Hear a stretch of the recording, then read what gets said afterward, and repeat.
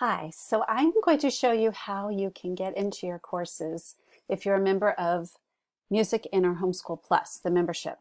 So what you do is you go to learn.musicinourhomeschool.com and log in with your email and password. And if you forgot your password, you could just hit forgot password and go into your email and then come back and reset it.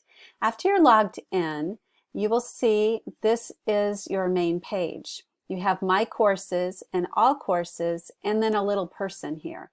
If you click on the person, that's where you can edit your profile, manage your subscriptions, and things like that.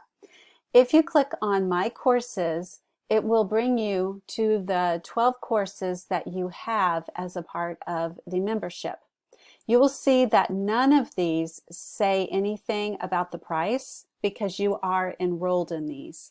All of them just tell you like how far you've gone. This is my account for showing people how it works. This is not my main creator account, in case you're wondering. So these are the 12 courses that you have, and you can just click on one and it will take you directly inside that particular course, like State Songs of the 50 US states, and then you can hit start, do all of these lessons.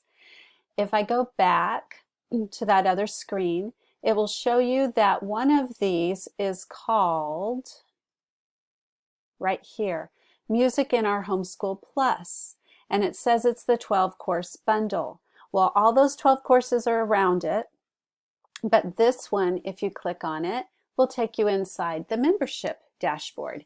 And that's where you can see things like your monthly calendars or the exclusive lessons that are just part of the membership, the beginning music theory courses, summer learning, printable library, and all of that.